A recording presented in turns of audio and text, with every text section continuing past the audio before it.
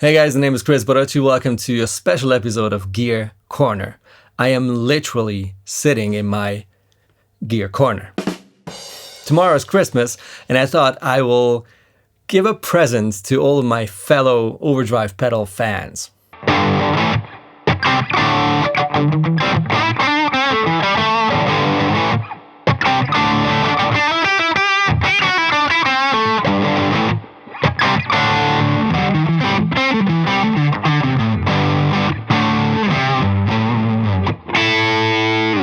I released a video on the Pantheon Deluxe just 3 weeks ago, and I love the pedal, and I got a lot of comments asking about like the Toxic Twins and the Pantheon, or the Double Trouble or the Gladio as well, even though these two, the Double Trouble and the Gladio, are not bluesbreaker type pedals, but they kind of speak to the same kind of player in a way. Well, similar for sure.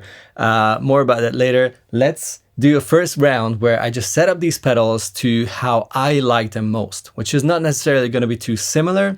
I'll grab a guitar and play through all of them and see just how they sound. I think this is already useful in case you're wondering about these pedals or want to go for one of them and cannot decide which one fits most or which tone speaks to you most, because the way I set them up is, at least in one guitar player's opinion, the best they sound, at least with my rig. So I'm going to be using different guitars, humbuckers, single coils, P90, whatever, and go through the same amp, which is the Rev clean channel, which sounds like this with the Les Paul.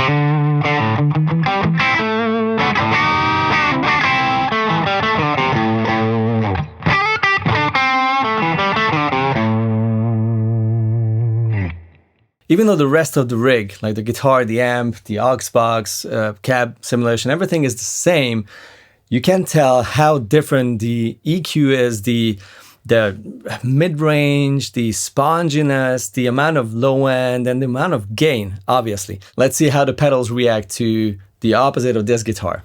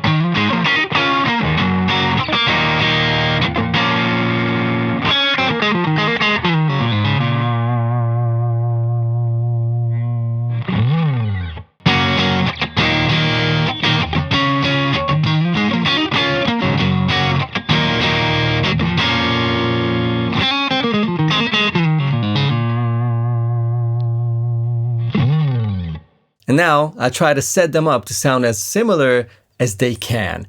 Obviously, there's going to be an issue with the Gladio and the Double Trouble, which are not bluesbreaker type pedals. So they will sound probably very different, but I try to give you a very similar vibe so that you can decide which one you like most.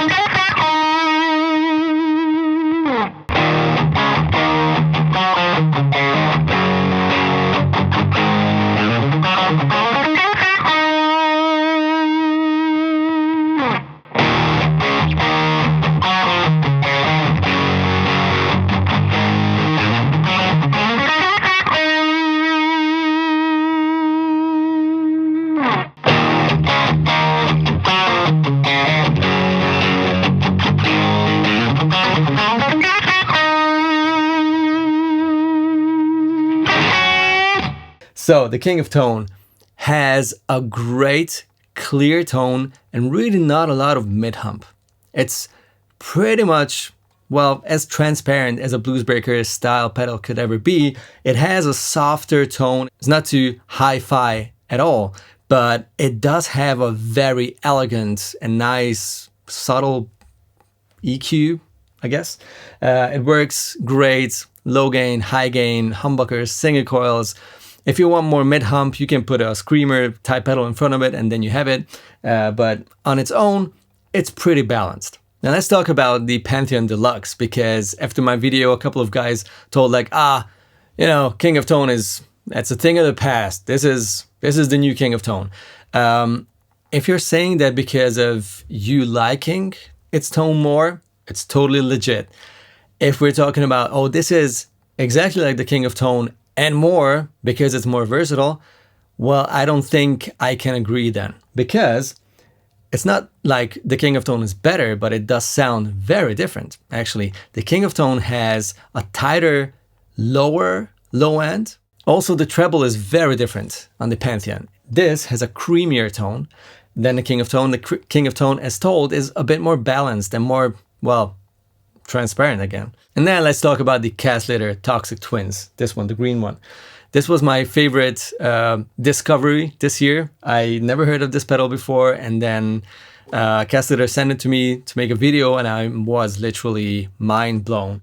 This gets closer to the King of Tone's tone, in my opinion. Like if I tweak this in a certain way, I can make it sound very, very similar to the King of Tone on low gain, on medium gain, and even if I stack the two sides for higher gain sounds, even though the right side is pretty much a screamer circuit, like an 808 kind of circuit. And still, if you stack them, it just does a very King of Tone-y kind of thing. So there's that. If you want a King of Tone without the 4-year waiting list, I guess this is the closest I've ever got to that tone, that specific tone. Now let's talk about the Gladio, which is a very different sounding pedal, especially if you stack the two sides or just crank the gain a bit more, because it's not as tight and focused and fast sounding as bluesbreaker style pedals. I love bluesbreaker style pedals because of that, for this super versatile blues to rock kind of tone, because you can palm mute. It will be tight as hell. You can play them low gain. It will be nice and chimey and creamy. You can crank them and it will not turn into madness. It will sound really good on medium and high gain as well. The Gladio, for me, is way too elegant sounding and way too woolly and pretty and sort of melodic sounding, which is the weirdest thing to say ever. Still, it doesn't want to really do high gain rock. It's not made for that. It's great for single note, higher gain stuff, for solos as well, and it's great if you just use one of the sides. But for me, if you stack the two sides, it's just a very different animal. It doesn't want to do the ja at all. Then one of my other favorite pedals, the Double Trouble from Honeybee Amps, which sounded, in my opinion, most different to the others today, because it's not at all a bluesbreaker type pedal. It's not even on any kind of amp kind of pedal.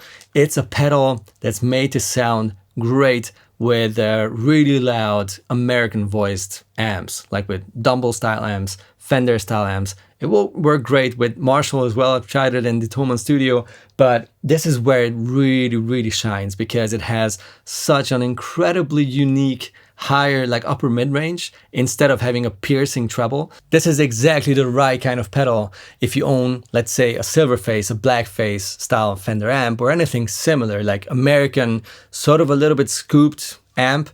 These kind of pedals, like the Double Trouble, just shine. It's just perfect. This upper mid-range is exactly what you want to make those amps sound very nice when you pair it with it. One more thing about the Double Trouble, even though I really like how it reacts to humbucker pickups, because it gives them this very comfy kind of gain sound, it just really, really works best with single coil pickups, whether it's a Tele, a Strat, anything in that ballpark. And then the Foxcatcher from Coppersound. This was a love at first sight. I've told you this story in case you watched my initial video where the pedal was included. It was a love at first sight. I played it at an AM show 3 years ago, maybe, I don't know, I think it was 2018. And I was like, I need that pedal right now. One of the nicest, cleanest, most articulate sounding, very low gain pedal I've ever owned or heard about. It's crazy. What it does not do is medium or high gain. It just sounds weird, and it doesn't even have enough gain on tab.